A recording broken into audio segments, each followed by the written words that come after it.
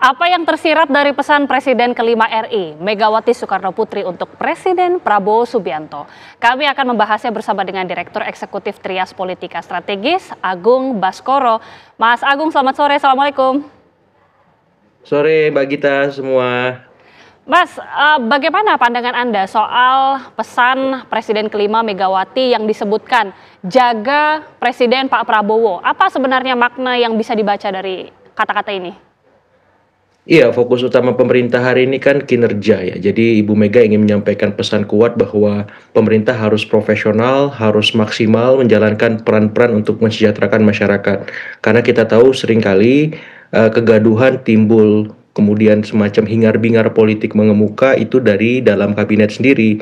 Dan Ibu Mega ingin menyampaikan pesan kuat bahwa jangan sampai itu terjadi dan berulang. Yang kedua, saya juga melihat bahwa ketika ada utusan Pak Prabowo melalui Pak Dasko maupun Mas Pras, itu mengirimkan pesan juga sedang ada pola balance of power yang mengemuka yang ingin dijalankan supaya apa? Relasi antar para presiden ini menjadi lebih objektif. Dari luar ada Ibu Mega, kemudian dari dalam ada Pak SBY dan Pak Jokowi, sehingga semua kanal, semua jalur untuk memberikan masukan kepada Pak Prabowo itu terbuka dengan luas, dan harapannya ke depan masukan-masukan terbaik dari semua para presiden tadi, ex-presiden itu bisa diterima langsung oleh Pak Prabowo dengan baik, dan itu bisa memberikan semacam arahan positif bagi pemerintahan ke depan. Nah, yang ketiga yang bisa dibaca juga ada kemungkinan besar ya PDIP menjalankan peran mitra strategis lebih kuat Mbak Gita ketimbang mitra kritisnya. Bahkan dalam berapa porsi dan proporsi bisa jadi lebih dominan mitra strategisnya. Bagaimana kemudian ya PDIP sampai beberapa waktu terakhir kita tahu di revisi Undang-Undang TNI itu mengawal betul ya, ketua panjanya ada Pak Utut, kemudian ketua DPR mengesahkan Ibu Puan. Dan pada satu momen ya kita harus bilang ini dari 100% proporsinya bisa jadi peran mitra strategisnya sudah 75%. Nah, sisanya 25% mitra kritis. Ya, memang ada semacam perbedaan ketika misalkan soal sejarah yang akan ditulis ulang, misalkan seperti itu. Ada soal kinerja para menteri yang disorot, ada yang slip of tongue, ada yang saling tuduh menuduh untuk satu kasus hukum semacam itu. Tapi PDIP lebih banyak sekarang ini memainkan peran sebagai mitra strategis. Bahkan selama ini Mbak Puan yang condong ke pemerintah, sekarang Ibu Mega dalam tanda petik lebih soft, lebih smooth untuk menyampaikan masukan-masukan, saran-saran ketimbang kritik-kritiknya ya. Walaupun tetap ada kritik-kritik itu, sebagaimana beliau sampaikan ketika kemarin ada pameran foto dengan Pak Guntur ya. Seperti itu sebagai pengantar Mbak Gita. Oke, ketika Bu Megawati juga menyebutkan berpesan bahkan ya supaya tetap saling mendukung satu sama lain. Mas Agung tadi mengatakan peran PDIP sekarang lebih banyak mungkin mitra strategis dibanding mitra kritis. Apakah itu yang kemudian akan dilakukan PDIP ke depannya melalui perkataan Bu Mega tadi? Anda melihat Persis, seperti itu?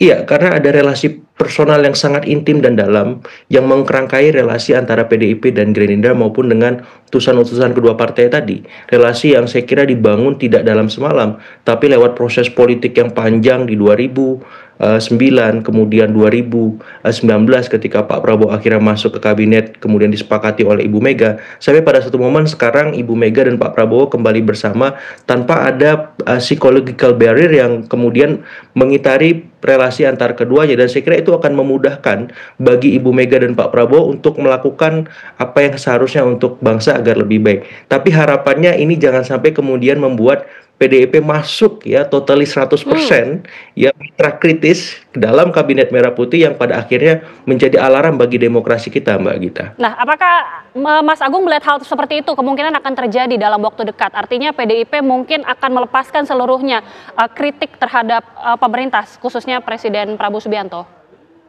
Iya, sikap total 100% itu kemungkinan besar akan bisa kita dapati saat Kongres nanti digelar oleh PDIP secara definitif. Tapi kalau sekarang saya melihat masih dua peran itu yang akan mengemuka, baik sebagai mitra strategis yang lebih besar ketimbang mitra kritis. Karena Ibu Mega pasti berhitung pula bagaimana dengan situasi kebatinan pendukung politiknya ketika kemudian mereka langsung merapat 100% dan tidak menyisakan arahan-arahan yang sifatnya sebagai mitra kritis untuk memastikan jalannya pemerintahan lebih bertanggung jawab, lebih profesional, lebih proporsional merespons segala macam dinamika kebangsaan baik dari dalam maupun dari luar.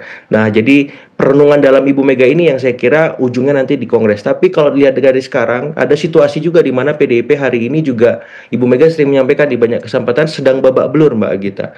Babak Hmm, belur dalam artian kader-kader utamanya banyak tersangkut kasus, kemudian ketika Kongres juga mereka ingin dipastikan keamanannya, tidak ada intervensi dari pihak luar yang mencoba mengaud-aud itu, walaupun jaminan sudah jelas dari Pak Prabowo ya bahwa semua partai akan aman di masa pemerintahan beliau dibanding masa sebelumnya, di mana di masa sebelumnya sempat terjadi dalam tanda petik pembegalan Partai Demokrat. hmm. Dan itu gagal total dan itu tidak ingin dijadikan semacam realitas politik yang terjadi kembali seperti itu. Jadi saya melihat ekosistem di internal PDIP memang sedikit banyak mendukung untuk PDIP lebih merapat kepada pemerintah, pun Oke. kalau berjarak tidak terlalu jauh jarak itu, seperti itu. Oke, ketika disebutkan kader-kader dari PDIP ini sepertinya cukup banyak yang babak belur, ada pernyataan yang menarik juga dari Mensesnek Prasetyo Hadi yang bahkan sempat menyebut berkaitan dengan reshuffle kabinet.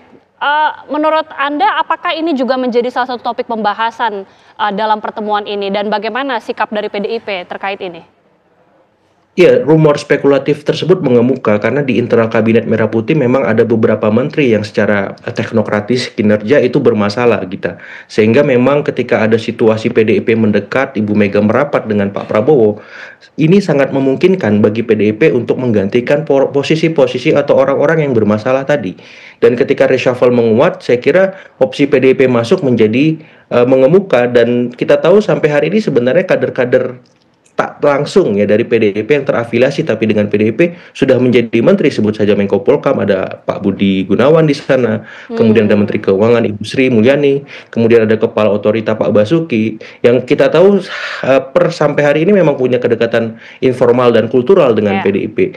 Sehingga ketika nanti ada reshuffle, kemungkinan kader kultural bertambah bahkan kader formal yang masuk itu sangat besar dengan kondisi dan relasi yang sangat positif antara Ibu Mega dengan Pak Prabowo. Tapi lagi dan lagi saya boleh berharap bahwasannya PDIP jangan sampailah melebur menyatu dalam kabinet Merah Putih yang akhirnya membuat pemerintahan kita tidak punya lagi pengawasan yang kuat, ya Ya. check and balances yang melemah dan ke depan ya ini yang perlu kita kawal bersama-sama seperti itu. Iya, tapi bagaimana kemudian Mas Agung melihat peluang ya, peluang dari PDIP ini semakin banyak yang bergabung di dalam pemerintahan, apalagi jika betul ada reshuffle yang akan terjadi dalam waktu dekat, Mas Agung?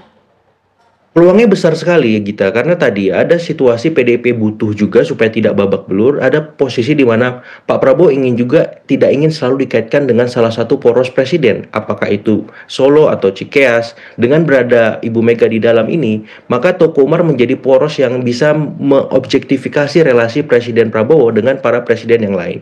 Nah, di luar itu semua kita tahu hanya Presiden Prabowo ini yang bisa berkomunikasi dengan semua presiden. Ini bisa semacam menjadi legacy beliau bahwa beliau bisa mempersatukan semua presiden yang selama ini punya cerita yang belum tuntas antar satu dengan yang lain. Kita sebut Hmm. saja Ibu Mega dengan Pak Jokowi, itu juga problematik. Ibu Mega dengan Pak SBY lebih baik tapi tetap problematik. Pak SBY dengan Pak Jokowi pun sebenarnya ada kerikil-kerikil tajam yang menguka. Tadi ada istilahnya pembegalan Partai Demokrat yang gagal itu yang terjadi di zaman Pak Jokowi. Jadi Pak Prabowo ini punya cerita yang bagus dengan semua presiden dan Ya. potensi dia mempersatukan semua presiden ini untuk membantu beliau itu sangat besar dan rekonsiliasi politik nasional itu bisa tercipta. Jadi situasi di PDIP memungkinkan, situasi di Pak Prabowo dan Gerindra juga sama memungkinkannya sehingga kemungkinan PDIP merapat dalam konteks apakah melebur 100% masuk ke dalam kabinet atau tadi 75% saja, tonnya lebih besar ke mitra strategis, itu sama kuatnya, sama besarnya, tinggal Ibu Meganya, Mbak Gita. Hmm. Apakah Ibu Mega rela masuk, bersedia membantu Pak Prabowo dari dalam, atau tetap dalam posisi seperti sekarang, seperti itu. Ya, tapi andai kan kita melihat betul PDIP ini nanti bergabung dan lebih merapat kepada pemerintahan. Bagaimana Ya, mungkin Mas Agung bisa memprediksi ini respon juga terhadap para partai-partai yang bergabung dalam koalisi, tapi tentunya kita tidak melihat ada siapa tahu tidak ada persetujuan dari partai-partai ini. Apakah ini akan memicu mungkin adanya polemik atau dinamika baru, Mas Agung? otomatis Mbak Agita ya. Jadi koalisi ini sudah besar, tambah masuk PDP makin sesak. Bayangkan ruangannya sempit, banyak yang harus menghirup udara di sana, tentu akan terjadi semacam perebutan udara bersih agar mereka bisa survive seperti itu. Sehingga mau tidak mau dinamika di internal koalisi Indonesia Maju Plus akan mengemuka. Tapi seberapa kuat dinamika itu tergantung kepemimpinan Pak Prabowo. Apakah bisa menstabilisasi ketika ada yang diganti tetap dalam porsi-porsi yang pas gitu takarannya walaupun berkurang misalkan, dan dalam konteks ini memang yang agak rentan dan fragile rapuh semacam itu menteri-menteri yang berasal dari kalangan non politik ya, profesional, kemudian kalangan dari relawan, kemudian kalangan dari ormas macam itu yang memang bisa jadi sewaktu-waktu akan dengan mudah digantikan. Tapi di luar itu saya melihat koalisi Indonesia Maju Plus sampai hari ini solid. Tapi ketika nanti jelang pemilu, pilpres, pileg, itu bisa jadi goyah, Mbak Gita, karena semua akan mencari semacam populisme di publik supaya mereka dianggap lebih merakyat, lebih dekat dengan masyarakat, lebih aspiratif dan responsif, dan di titik itulah ujian sesungguhnya dari koalisi Indonesia Maju Plus ini akan dibuktikan apakah tetap kuat, tetap kokoh seperti sekarang. Dan kehadiran PDIP ketika memang ada arahan untuk diajak masuk ke dalam koalisi Indonesia Maju Plus tadi, untuk memastikan celah-celah ya politik yang mungkin muncul dari goyahnya koalisi Indonesia Maju Plus di masa mendatang bisa diminimalkan.